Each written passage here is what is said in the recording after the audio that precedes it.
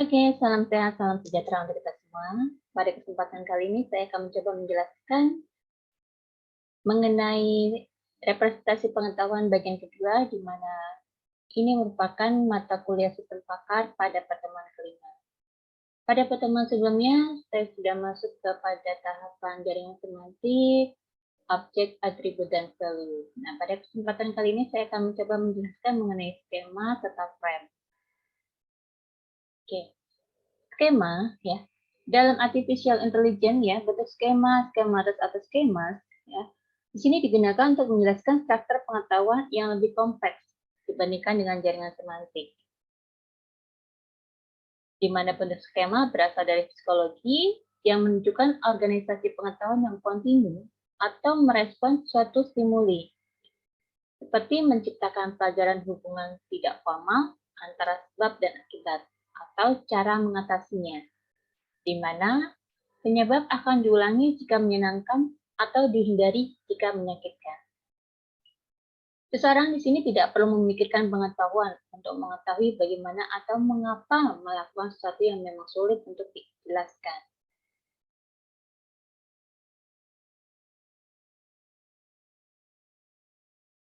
Oke, pada konsep skema ya, di sini merupakan tipe lain dari skema. Dengan skema jenis ini, kita dapat menunjukkan sebuah konsep, di mana jika setiap orang ditanya tentang konsep sesuatu, jawabannya bisa berbeda-beda. Mengapa? Karena setiap orang memiliki stereotip dalam konsep pikirannya masing-masing. Skema konseptual di sini merupakan abstraksi di mana objek khusus diklasifikasikan dengan properti umum. Di mana dengan memfokuskan pada properti umum dari objek, maka akan lebih mudah memberi alasan tentang tanpa menjadi membingungkan dengan detail yang tidak relevan. Oke, secara umum konsep skema ya, dengan konsep skema tersebut kita bisa menunjukkan sebuah konsep. Contoh konsep mengenai binatang, misalkan setiap orang mempunyai persepsi sendiri mengenai binatang. Ada binatang berkaki 4, binatang berkaki 2, binatang yang berbulu, atau yang bersisik.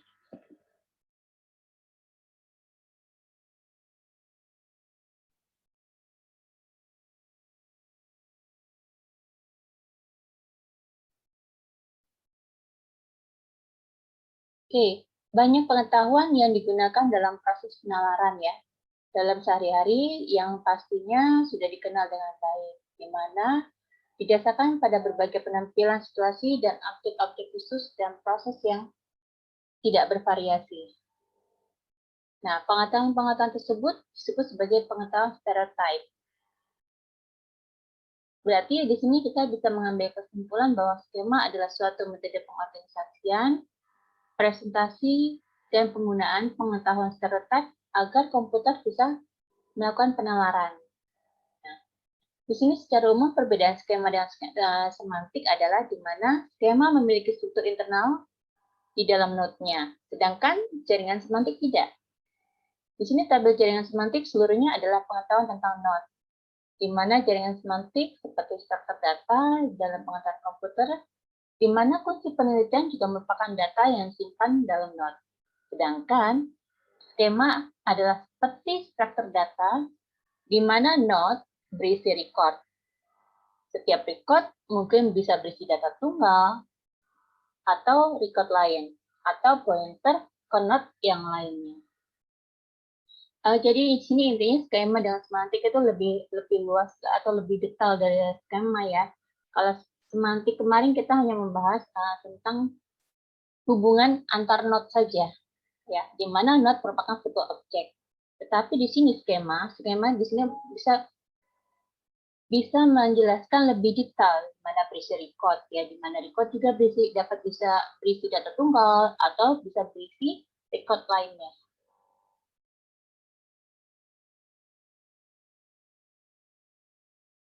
Oke, di sini kita akan masuk pada frame.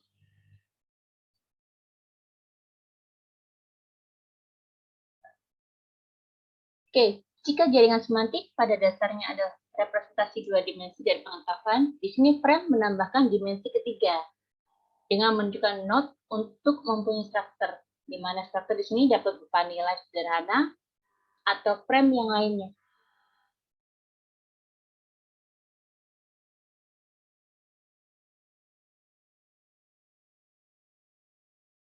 Oke, karakteristik pokok ya dari frame adalah bahwa frame tersebut menunjukkan pengetahuan yang dihubungkan dengan subjek yang sempit yang mempunyai banyak pengetahuan default ya. Di sini frame merupakan kebalikan dari jaringan semantik yang pada umumnya digunakan untuk representasi pengetahuan yang luas. Oke, frame merupakan kumpulan pengetahuan tentang suatu objek tertentu, bisa berupa peristiwa, lokasi, situasi, atau yang lain.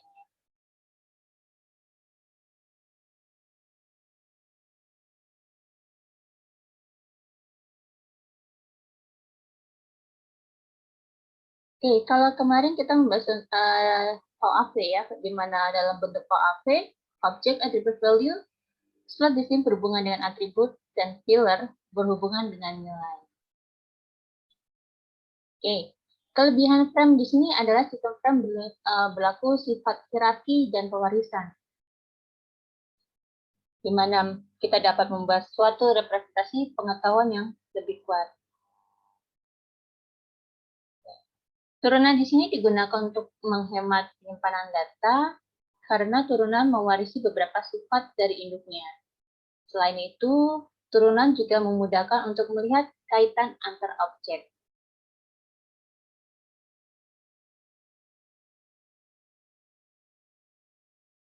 Oke, dalam sebuah frame ya terdiri dari sekumpulan slot di mana setiap slot dapat berisi sebuah fakta, sebuah pointer ke sebuah slot pada frame lain, sebuah rule untuk mengetahui sebuah nilai pada sebuah slot, atau sebuah prosedur untuk menghitung nilai. Ya. Jika digambarkan dalam sebuah tabel, ya, maka sebagai kolom sebelah kiri di sini merupakan slot, maka sebelah kanan itu berupa value-nya.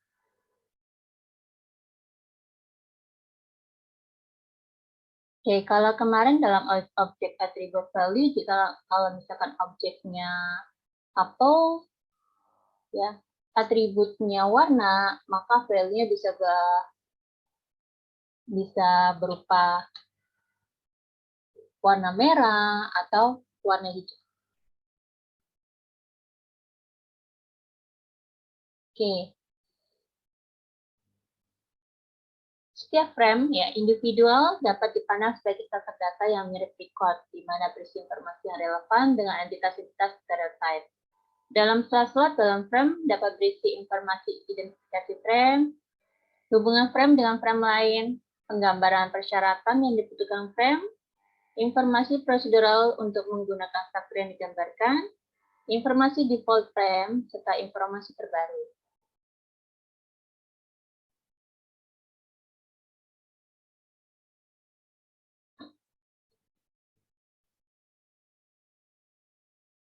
Oke, tadi sudah dijelaskan ya, secara umum frame itu terdiri dari slot serta filler, di mana slot itu merupakan kumpulan atribut atau properti yang menjelaskan objek yang akan direpresentasikan oleh frame tersebut. Sedangkan filler atau subslot di sini menjelaskan pengetahuan atau prosedur dari atribut pada slot. Oke, di sini jika kita menggambarkan sebuah frame untuk objeknya sebuah mobil, ya, jika dalam slot di sini kita jelaskan mengenai detail dari pabrik, misalkan filler berarti apa namanya informasi yang diberikan yaitu misalkan bisa berupa misalkan Toyota Astra, kalau modelnya mungkin berupa Corolla Altis, ya mungkin tahun tersebut merupakan mobil tersebut merupakan keluaran tahun 2002 dan jenis transmisi yang menggunakan otomatis, ya bahan bakar yang menggunakan bensin dan roda pada mobil tersebut yaitu terdiri dari 4 serta warna dari mobil tersebut misalkan berwarna silver. Nah, di sini menjelaskan secara detail dari subobjek mobil tersebut. Oke, di sini filler Mungkin berupa nilai seperti properti di dalam nama slot atau rentang nilai dalam tipe slot, di mana slot mungkin berisi prosedur yang dia hadapkan pada slot, atau disebut dengan procedural attachment yang biasanya terdiri dari 3 tipe, yaitu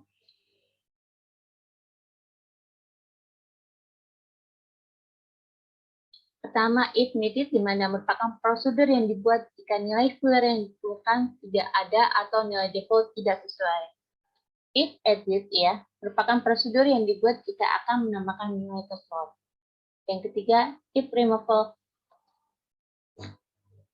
di mana akan digunakan jika suatu nilai dipindahkan atau dikeluarkan dari slot. Oke, nah. Oke, di sini ada contoh generic frame untuk properti di mana untuk slot ya terdiri ada nama, spesialis dari, tipe dari properti tersebut, pemiliknya, lokasi, status apakah dalam garansi atau tidak. Nah, untuk filler menjelaskan dari slot tersebut. Jika suatu nama, maka fillernya merupakan properti, spesialisasi dari jenis objek, dan seterusnya. Nah, di sini merupakan informasi yang diberikan dari masing-masing slot tersebut.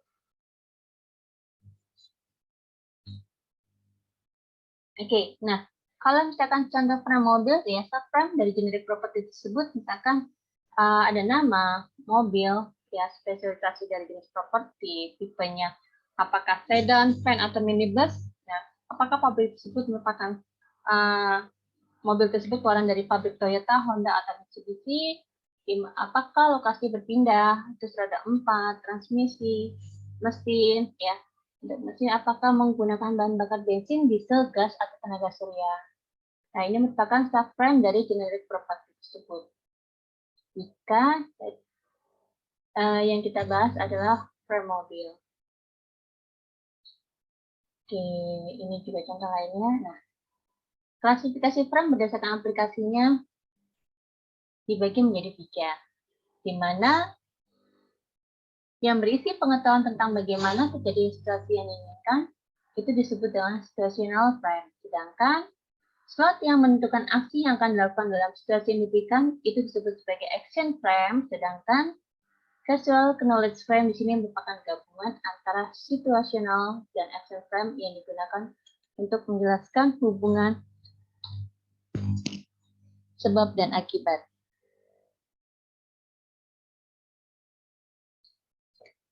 Oke.